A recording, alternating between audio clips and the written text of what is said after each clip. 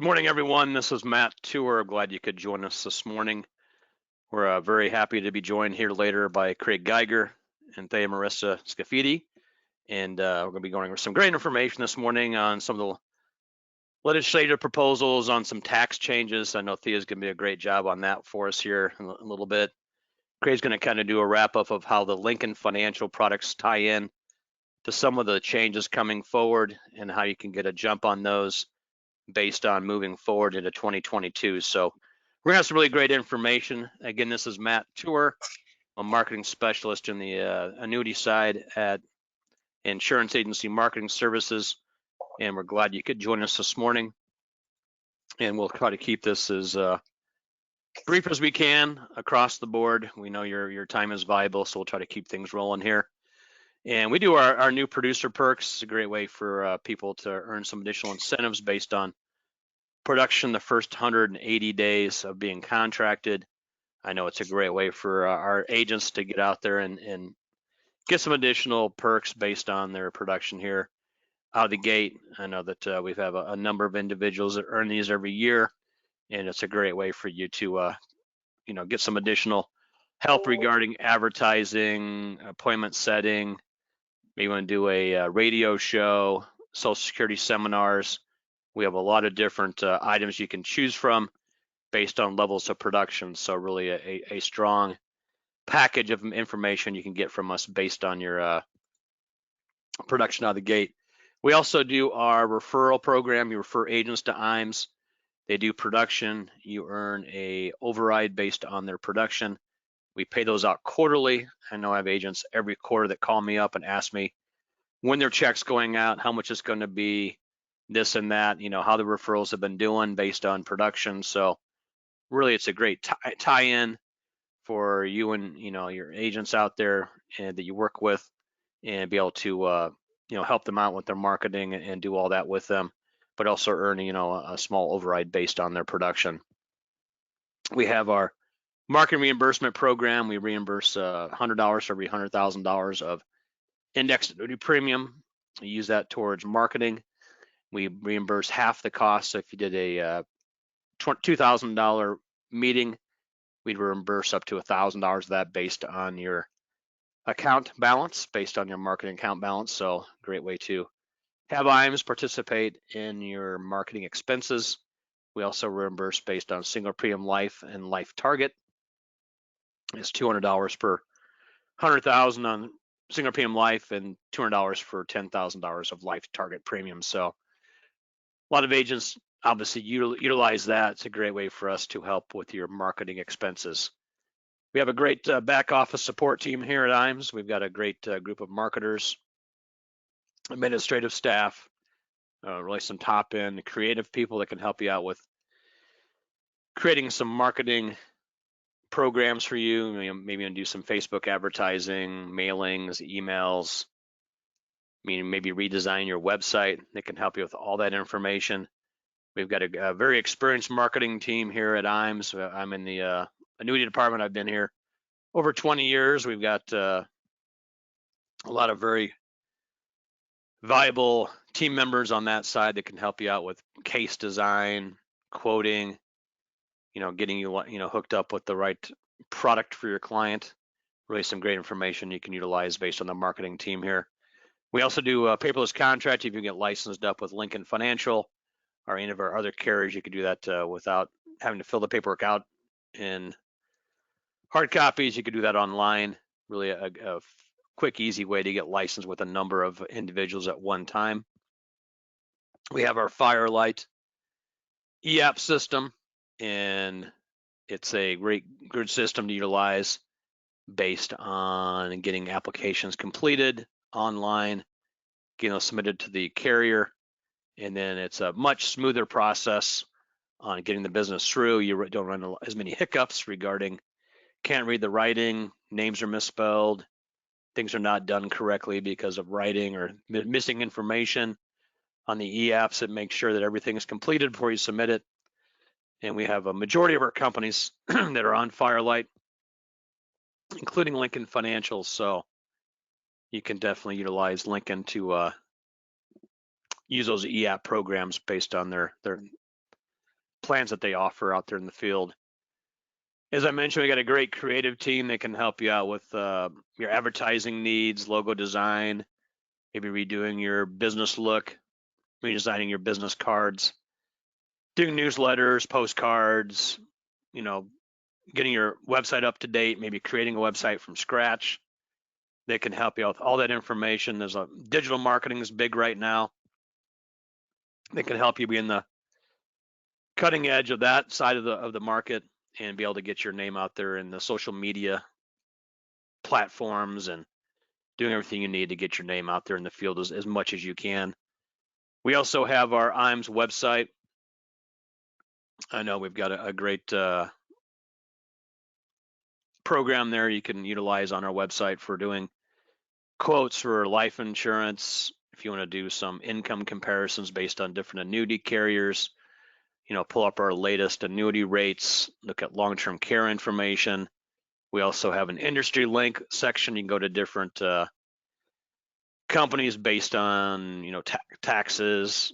You can go to different state insurance departments, a lot of different things you can take advantage of based on our website. We've had it up and running for a number of years. We've tweaked it over the years and really a very client-friendly website to utilize based on what you're in need of there. And then we have our Retirement Analyzer software program. It's a client-oriented system. You plug in client's information, it's going to, kick out some great pages you can utilize with clients on, where they stand now for retirement, what they need to save moving forward. You can kick in a lot of different situations that come up down the road, maybe long-term care stay, premature death of one of the spouses, nursing homes, hospital stays. You can kick all that information into the program itself, and it's going to, print off a very good booklet you can, present to clients based on that system. So we know we have a number of agents that use this Retirement Analyzer. It's free of cost to you in the field as a licensed agent through IAMS, and really an extra piece you can utilize with clients there.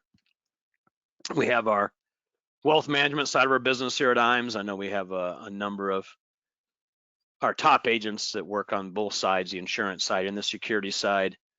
I know it's really been a big boost for us over the last number of years based on that side of the business. I just sent a poll out.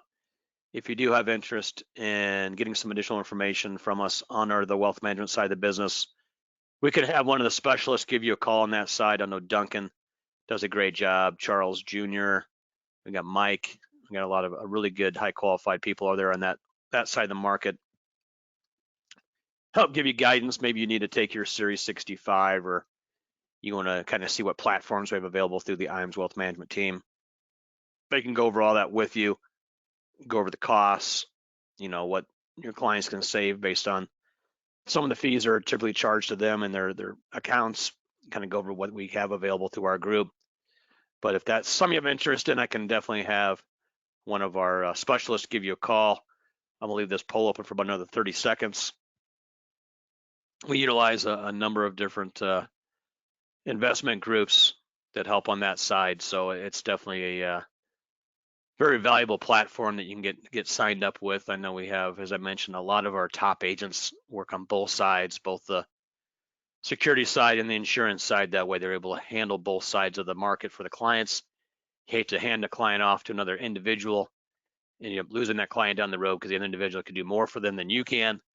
And you definitely want to keep as many clients on board as possible and keep them happy. I'm gonna go ahead and close that up real quick. We have our trips we do through IAMS. We have our cruise coming up in 2022. Takes 4.5 million credits to qualify. We're about 2/3 of the way through qualification. Qualification runs through June of 2022. It's going to be a Mediterranean cruise around Italy with stops in Greece, Croatia, Montenegro, a lot of good spots we'll be stopping in, and should be a really nice trip. As you can see, it starts the end of August 2022 and runs through the beginning of September 2022.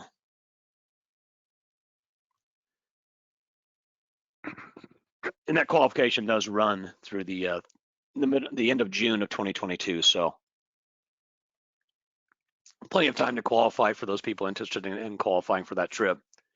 Should be a really good time had by all, and we have a lot of individuals that really look forward to those trips every 18 months. We do those, so great time there. We do our academies. We just had one about 2 weeks ago. We put these on about once a quarter. We had our first one we've done in about 2 years based on COVID. We had about 40 agents attend. So really a nice program we did there. And it's a 2.5 day meeting. We typically fly you in. And the last one we did was in Des Moines, Iowa. And it really good opportunity to pick up sales ideas. We have a number of good speakers that come in and a lot of valuable information you can take advantage of at these meetings.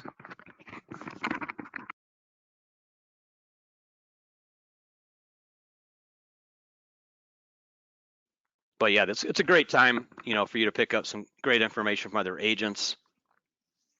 We have a lot of good speakers we bring in, a lot of sales specialists, and they go over some software programs we have, and a lot of valuable information you'll pick up from our sales trainers. And we got life insurance covered, annuities covered, kind of go over the current trends we're seeing in the annuity market based on index strategies and some of the things that they'll be going over at these meetings.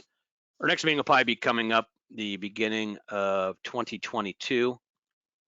And if you have interest in that, I'm going to launch a quick poll here for the Academy itself. If you have interest in one of our future academies, we'll go ahead and put you on the list. I know it's all covered cost-wise. We take care of your travel costs, room and board, everything's taken care of. If that's something you have some interest in attending, we'll go ahead and put you on the list for March or April of 2022. Should be a really good meeting we're going to hold at the beginning of next year. Obviously, things are going to change in the next few months, which we'll be discussing here soon with some of the tax platforms and everything else that's in flux right now based on what's happening with the political side of the market and everything else happening going into next year. And we should definitely have some good directions on things you can take advantage of based on what's available through IAMS and through some of our groups based on some of the products they have that really will help cover some of these needs and move things moving forward into 2022. So definitely a really valuable meeting. If you have interest in that, again, you can mark off yes. We'll go ahead and put you down on the list of interested parties moving into next year. And we'd be glad to get you up and running here going into 2022. I'm gonna close this up in about 15 seconds. So if you do have interest in going to one of our future academies, we'll probably do one in April, probably one sometime in June, the one probably sometime in August of or September of 2022. So probably do 3 or 4 more of these next year. We do some of these in Omaha, also at our home office. Good chance to come and meet some of our staff. Really a good chance to get more involved with the IAMS group here. I'll go ahead and close that up. We have presence on Facebook and LinkedIn. If you want to follow us on our LinkedIn page, it's under linkedin.com/company/insurance agency. Marketing on that end of it. So good to have that available to you also. We also have our Facebook program going there at the same time. So definitely a good chance for you to get involved on that side of it. Once again, we are joined this morning by Craig Geiger and Thea, and I'm gonna go ahead and you wanna go first, Craig, on your end, and we just switch to Thea first. We're going to switch to Thea, but I just kind of wanted to kind of give the audience a little bit of an idea of what we're going to discuss. When I'm in the field traveling, I'm seeing advisors. Probably the number one question I've been getting is, how is this Biden tax plan going to affect my business? How is it going to affect my clients? And I think more and more people just really want to have some good insight on what's in the plan, what could potentially stick, what maybe what is not. We don't really know for sure. But having some inside baseball in terms of understanding what's in the Biden tax plan, how it can affect your business, I think is going to be vital going into 2022. And so we wanted to bring Thea on board here to kind of walk us through this. Thea is part of our advanced markets team here at Lincoln Financial Group, and she does a great job of kind of articulating really what's in the Biden tax plan, and again, how it can affect your business, and where, quite honestly, there could also be some opportunities in your business going into next year. So with that, I'm going to hand things over to Thea, and she's going to kind of walk us through what's called Own Your Tax Future, which again is really around that Biden tax plan going into next year. Thank you so much, Craig. And just for a technology check, are you seeing the presentation? Yes, we are. It's up. Okay, great. Once I go into this mode, I can't see you guys anymore. So I just wanted to double check that we were all good.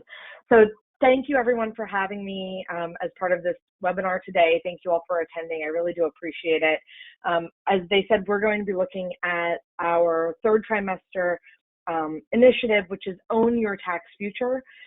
We are looking at some of the proposals that have come out of both the White House as well as the Ways and Means Committee in Congress, and taking a look at what may be coming down the pike for our investors.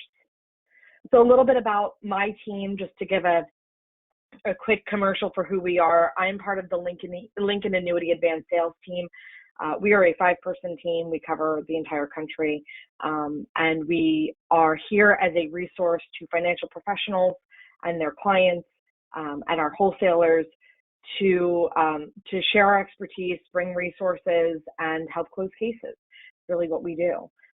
So we have JDs on our team. We have former wholesalers on our team. We have former operations people on our team. So we're a fairly well-rounded team, and we are here to be a resource to you all out there in the field with our clients.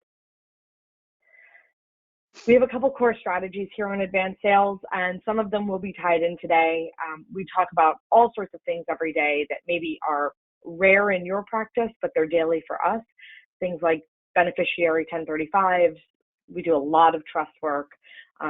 We do work around gifting, special needs planning, multi-generational income planning, and for some of our clients, some pre-59.5 planning. So again, things that may not hit your desk every day definitely hit ours every day. And so again, that is why we are a resource for all of you.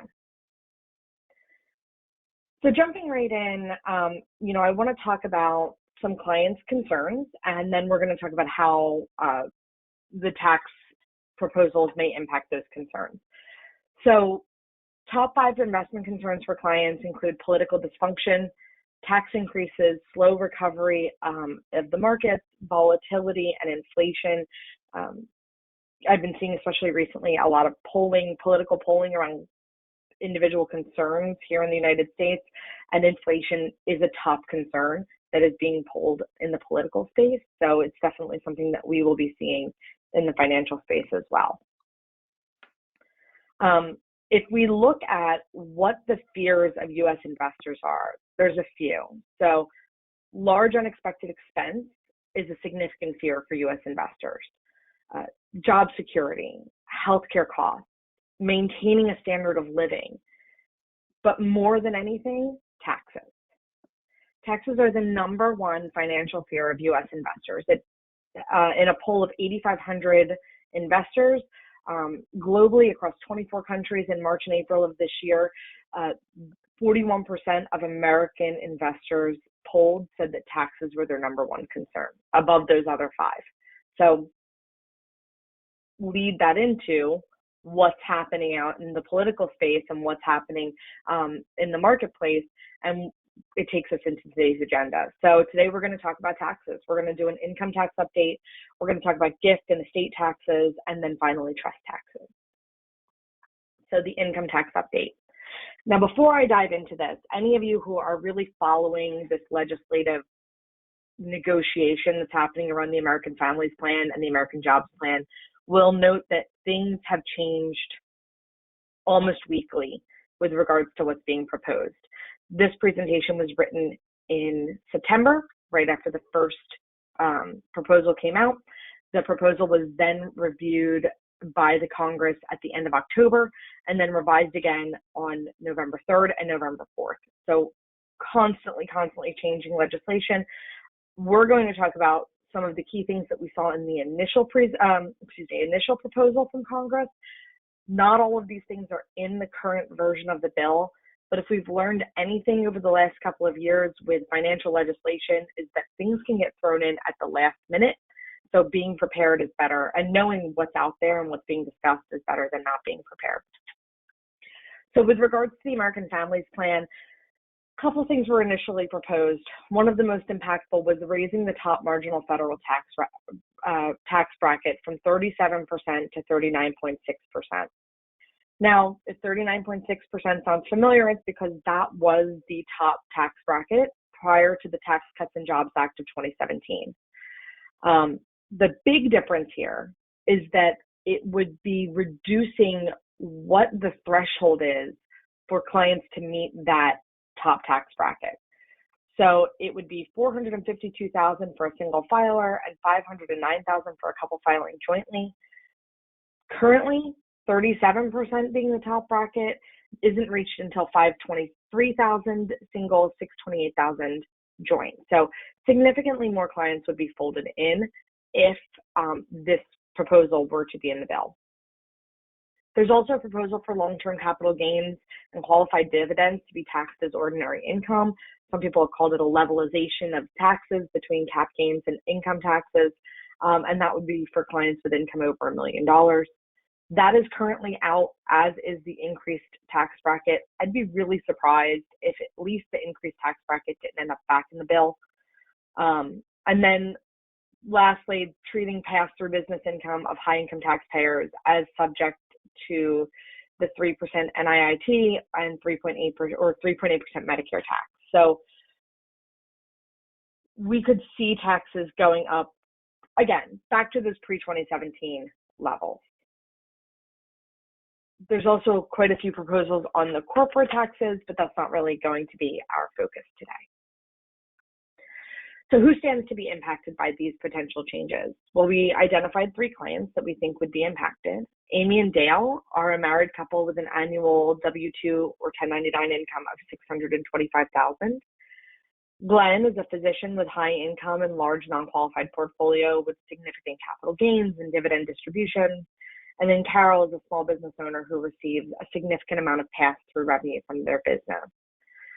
For Amy and Dale, they would suddenly be in the top tax bracket as a jointly filing married couple. Glenn would see his taxes change if the capital gains tax were to be levelized with ordinary income taxes, and Carol would suddenly see new taxes assessed on that pass-through income that she's receiving. So this chart is one of those classic tax deferral charts. You put your money into the market, you let it grow. Here's where it grows in a taxable account. You let it grow in a tax-deferred account. It's significantly more compounded growth. It's a story that I'm sure you've all seen before. But it's an important revisit now that these proposals from the Congress are out there. So the frequent pushback we get to these charts is that these charts illustrate a high tax bracket to game the numbers in favor of tax deferral. But the important thing to remember is that with a proposed tax change, high tax brackets are precisely the people who will be affected. And so this chart becomes even more relevant than ever. And that leads us to ask, could this be the golden age of tax deferral? The easiest way to lower your taxes is to lower your taxable income. If your clients have tax concerns, lowering your taxable income is going to be one of the key ways that you can help them reduce their overall taxes. You can do that through maximizing qualified distributions, charitable contributions, leveraging non-qualified deferred comp, deferring recognition of taxable income, and tax harvesting. So what's an action step here? You can identify your clients and prospects who are highly compensated, high-income earners, and business owners receiving pass-through income. We really encourage that even though not all of these proposals are in the current version of the bill, we do believe that they will end up in some final version of the bill in some way or another. So reaching out to these clients to discuss the potential tax benefits of lowering their recognized income is going to be essential. Next, I want to talk about the gift and estate tax update. There's 3 different pieces of proposals that are out there right now. There's the STEP Act, the For the 99.5% Act, and the Ultra Millionaire Wealth Tax. The STEP Act is currently out. This is something that has been proposed multiple times over the years. It was passed back in the 70s and actually wasn't implemented because the government found it too hard to implement back then. The STEP Act proposed by Senator Van Hollen says that if a client has unrealized capital gains in their investment portfolio, those gains are now taxed either when they're given as a gift or upon the death of the taxpayer. Right now, if a client dies with unrealized capital gains in their portfolio, they get that step up in basis. That step up in basis would go away. The donor or decedent's estate would have a tax responsibility, and the first $1 million of cap gains would be excluded. Finally, the tax can be spread over 15 years, and some family-owned businesses would get a carryover basis. Right now, the pushback on this is that managing to account for the cost basis in appreciated investment accounts that haven't had to really track cost basis up until now in this way would be too difficult. So the STEP Act is out. The STEP Act is out. I don't see it going away entirely, as long as Democrats are in power. We're going to see this be something that is discussed. The For the 99.5% Act really would be a crackdown on the gift and estate tax exclusion. Right now, the lifetime estate tax exemption is $11.7 million. It would be lowered to $3.5 million. In a more recent proposal, it's lowered to $5 million. And right now, I don't believe it's in there at all to be lowered. But again, this is something that has been brought up year after year after year, and we are sure that someone at some point is going to pass something along this line of lowering the estate tax exemption. Also in this act is a decoupling of the lifetime gift exemption and lowering that to $1 million. So right now, if your clients want to give a gift, it is wrapped up in that $11.7 million exemption that they have. This would say that's no longer wrapped up in that exemption. If you want to give a gift, you have $1 million you're able to give away. In addition to a reduction of the overall exemption, we see an annual gift tax exemption lower to $20,000 per year per donor. This really doesn't have legs. I don't think that this portion of it is going to pass. It's pretty extreme, and it's a pretty extreme change from what it currently exists. Right now, you can give away $15,000 per giver per recipient. So if I gave money to each of my 3 children, I could give them each $15,000, give away $45,000 this year. Under this law, I'd only be able to give away $20,000 in total to everyone this year. It's a pretty extreme change, so we don't see that moving forward. Finally, the ultra-millionaire wealth tax is a progressive tax on the 100,000 wealthiest households in America. There's some question about constitutionality and limited taxation and targeted taxation. It would really affect households between that are $50 million in value in wealth and up. Something along these lines seems likely to move through as a revenue producer, but again, it wouldn't be exactly this version. Just know for your high net worth clients, ultra high net worth clients, this is something to think about. So who stands to be impacted? We have Beth. Beth holds highly appreciated stocks that will pass to her children upon her passing. She'd be affected by the STEP Act if that were to go through. Rick and Andrea are a couple with net worth in excess of $7 million. Today, they don't have an estate tax worry, but if any of the proposed estate tax limit reductions were to pass, they would have a concern that they'd need to address with their financial professional, attorney, and accountant. And then Carl is currently making annual gifts to an irrevocable life insurance trust to pay for life insurance premiums. Those gifts would be limited by the $20,000 a year proposal. So let's give a little bit of historical perspective, especially around the estate and gift tax exemption. We have not seen an estate tax exemption this low in over 12 years. Last time the estate tax exemption was $3.5 million, it was 2010. So if we think back to where we were in 2010, that was significantly different of a time than it is today. And clients have seen a lot of appreciation in their portfolios since 2009, 2010. Many high net worth clients may not have estate tax exposure before, but they would have it now, and they may need help understanding these new to them taxes that they weren't considering prior. So what are the action steps here? You're going to want to identify your clients and prospects who own highly appreciated property or investments, have estates larger than 3.5 million, likely 5 million single, and are using annual gifts to fund their irrevocable life insurance trust. You want to be sure that they understand the ways to reduce their taxable estate and how the proposed tax changes may alter an existing estate plan, and make these plans even though not all of these proposals will get through. They still want to be prepared in case they do. Finally, quick trust tax update. So we have 3 different pieces of guidance from the IRS on trust taxation. There's Internal Revenue Code 72U, there's a private letter ruling from 1999, and then there's a private letter ruling from 2020. 72U really deals with what kind of tax deferral trusts can get within an annuity.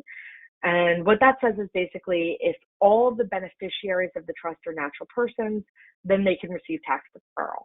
If the trust that your client has names a church, a charity, a organization as a beneficiary, that trust doesn't get tax deferral in an annuity. In 1999, there was a private letter ruling written that basically said a trust can transfer the ownership of a tax-deferred asset to the beneficiaries without triggering a tax event. Now, we all know that if you try to give an annuity away to a non-spouse, you typically are going to receive taxation on all your gains. What this private letter ruling said is that you can actually do that with a trust, give assets from a trust to a non-spouse through the mechanics of the trust without triggering the tax event on all of the gains. This is known as a pass-in-kind strategy or an in-kind transfer. You may have heard those terms out there before. Finally, the 2020 private letter ruling. This is actually a private letter ruling that was written to Lincoln. My team, along with our legal team, asked the IRS for this ruling. This was clarification around the 10% penalty tax due on annuity income. Most of us think of that as the pre-59.5 tax. What it said was, if you have a non-grantor trust, that's a trust that is its own taxpayer, how can it avoid the 10% tax penalty on annuity income? It can't be over 59.5. It can't die or become disabled. It can't do a series of substantially equal periodic payments, all of which are the typical exemptions to that rule. The only exemption that it can find is immediate annuitization. So something to have in the back of your mind if you're doing trust planning with your clients and they want to utilize a trust, talking to Lincoln is really key because we understand the trust and annuity space, I would argue, better than most. And we have some solutions that we can discuss with you and your clients around avoiding those unfortunate tax penalties to trust. So who stands to be impacted? We have Maggie, Lori, and Judith. They're beneficiaries of a revocable grantor trust. Morgan, Shane, and Sophia, they're beneficiaries of a bypass or a B trust or a credit shelter trust. And then Lizzie is the beneficiary of a special needs trust.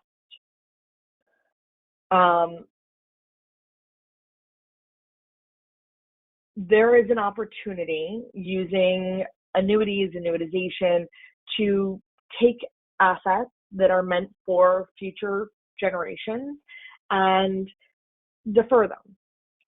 Defer them in an annuity within a trust for the use of that future generation.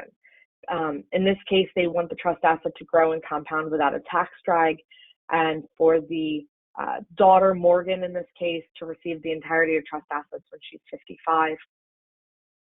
Clients, Amy and Dale, could take their trust, purchase an annuity using Morgan as an annuitant, and have that trust defer until it's ready to give Morgan the asset when she's 55 years old.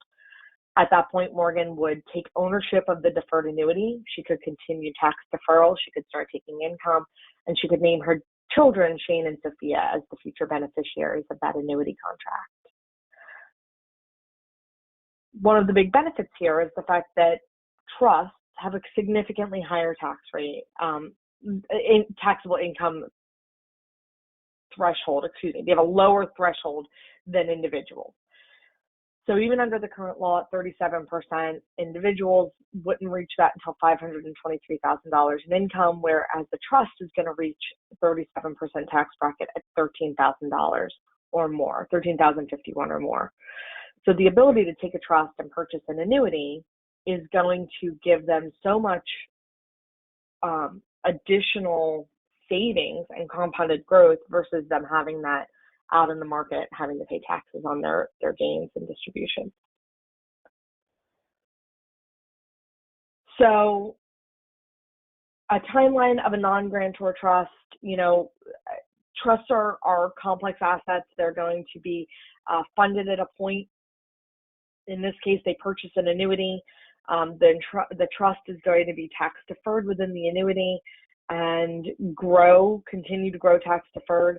At the passing of the funders of that trust, the settlers of the trust, nothing's going to happen in the annuity space. The annuity continues its tax deferral. When Amy takes over, when Morgan takes over, she's got a value of $4.3 million. No income tax is due on the ownership change. Annuity remains tax deferred. No estate tax is due. And then when she passes away, her children then receive tax deferred growth for the remainder of their lives, and as well as some tax efficient distributions at that point. So in this example, we were able to take a trust and purchased 80 years of tax deferred compounded growth, tax control, tax efficient distributions, and spread that across 3 generations. So again, action steps. What can you do with your clients? You can identify clients and prospects who are interested in funding a trust to reduce their estate, have named a trust as a beneficiary of an annuity, or have a trust-owned annuity existing and they need an exit strategy. You can verify that new or existing trusts are structured to be as tax efficient as possible while still achieving a client's legacy goals.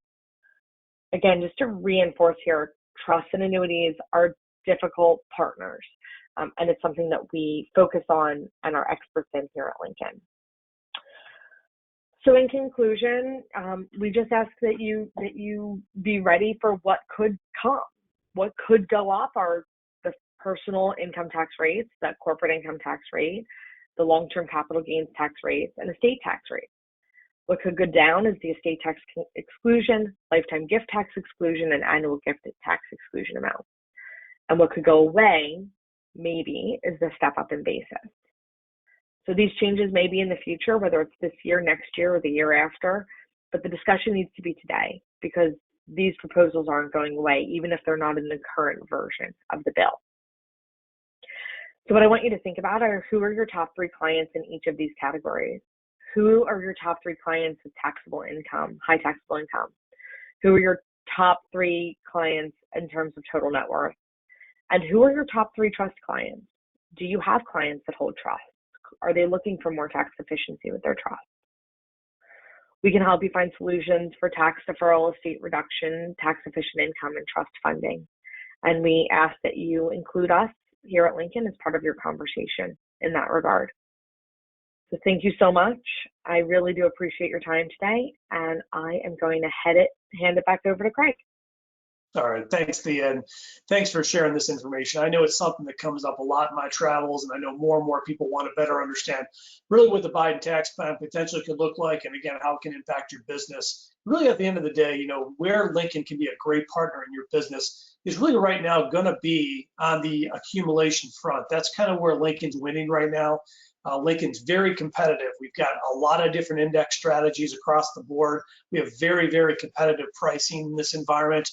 And at the same time, we've got some very unique indexes that no one else has, whether it's our S&P 500 Daily Risk Control Index, gives you uncapped upside with dividends included, no bonds, very easy to explain index. And of course, our new BlackRock index we just launched a couple months ago that gives you more of a global focus, that is a proprietary index that we have, that gives you, again, more global exposure, also includes alternative investments as well, and kind of more of a forward-looking index. And then lastly, I think the other part of the equation is when you're looking at an accumulation carrier, it's not just about having a competitive first-year rate, but having a carrier that has very good, strong renewal rate integrity.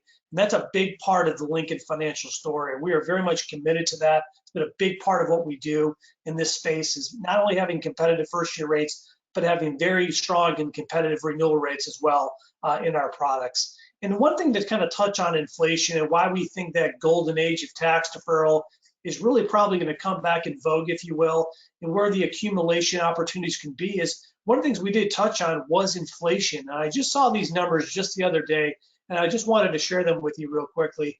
As you guys can imagine, October was the highest increase we've seen in inflation in over 30 years at 6.2%. And they call inflation the silent tax because we're all feeling it, but it kind of came out of nowhere. But at the end of the day, if you think about cash, and you think about people that put their money in really, really conservative, safe investments, it might seem like it's safe, but the reality is the purchasing power of that money is decreasing rapidly. $1,000 a year, $1,000 of purchasing power a year ago, right now is only worth $938 today, based on the current inflation numbers. If those numbers continue on that type of trend over the next 3 years, that means $1,000 purchasing power would only have $774 of purchasing power in 3 years. That's going to be a 23% reduction in value. So having an index annuity that can give you more upside potential than what a lot of current safe investments can give you, whether that's CEs or bonds or anything like that, it's really going to really re-enhance the value proposition that index annuities bring to the table. So with that, I'm going to throw things back out to Matt to kind of close this out. Appreciate it, Craig. Great job. You want to go over kind of what the strength is right now with the OptiBlend series? I know you talked about the different strategies that are being utilized, and we see a lot of business in some larger cases going to Lincoln because of their financial strength. These strategies are out there that have no loss guarantees, and we've been seeing a pretty nice history on some of those. You want to go over that real quick with us, Craig? Yeah, you bet. Yeah, so OptiBlend is our go-to series product at Lincoln for fixed index annuities. It's where you're going to find the most competitive pricing and really the most amount of indexes to choose from. So not only do we have competitive products, but we have very unique indexes. One of which is if you're looking for that S&P 500 coverage, if you are having that domestic exposure, the S&P 500 daily risk control is really, in a nutshell, just a one-year index on the S&P 500 minus a spread. And now with the rate change, it just happened on the 15th, that spread on OptiBlend 10 on a $100,000 premium is only 60 basis points. That means the client gets everything above that number for the year. And on top of that, you get the dividends included in the calculation, and there are no bonds in it. Typically with uncapped volatility control indexes, you almost always have a bond component in there that can really limit some of the upside potential. So having uncapped potential minus only a 60 base point spread, getting the dividends included in the calculation, which means you're getting the bigger piece of the return, and having no bonds is a very simple and transparent index to explain to a client. And then, of course, on the global side of it, if we think about kind of where the puck's going, not where the puck is right now, kind of using that Wayne Gretzky quote, think about a more of a forward-looking index. That's exactly where the BlackRock index comes into play, giving you more of a global focus with the EFA in emerging markets. And at the same time, also combating what everyone is knowing is happening right now in this country, which is inflation. And so having gold and real estate also in that index that can be good inflation hedges is also going to be a great part of that story. And then lastly, kind of to what I mentioned earlier, is about renewal rate integrity. When you're selling accumulation products, you want to have a carrier that's committed to having strong renewal rate integrity. And that's a big, big part of the Lincoln story. So with that, I'll throw it back to you, Matt. Hey, I appreciate that, Craig. Great job. And Thea, great job on your presentation earlier on the tax situation. Everyone is definitely in fear of what's going to happen the next couple of years with taxes, and you really laid it out there for us, and it shows a lot of the adjustments they're looking at, cutting back on some of those estate tax numbers, that the thresholds are being lowered. It's going to make a big difference for a lot of people who've had a nice run in the market, and you're going to see a lot more taxation on monies being transitioned from one generation to the next. And skipping some generations there, it's definitely going to have an effect on those inheritances. So definitely a thing to look out for. Otherwise, I appreciate everyone's time today and appreciate you spending time with us this morning with Lincoln. They did a great job on their presentations. And any questions you may have, I'll be following up with everyone that did attend today. And it comes up on your end, we could discuss that and get you out some more information on the OptiBlend series and other programs that Lincoln Financial has to offer.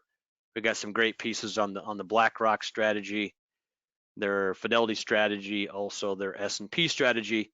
So a lot of good opportunities there with those strategies for the client to really diversify within one product and be able to really cover the gamut based on what's been hot, what's going to be hot moving forward. I know we've seen a big run of domestic stocks, and as Craig mentioned, the international stocks are kind of the lost decade. They haven't seen much growth the last decade compared to the domestic, and that's the way the market that investors are looking at is going to be the hot market here going into the 2020s. So they've got that covered with that strategy. So definitely a great opportunity to take advantage of that. Otherwise, everyone have a great Thanksgiving coming up next week. Appreciate everybody's time this morning. Everyone have a great end of the year, and we look forward to a prosperous into 2021 and really good things moving into 2022. So everyone have a great week, and we'll talk to you soon. Bye now. Thank you all.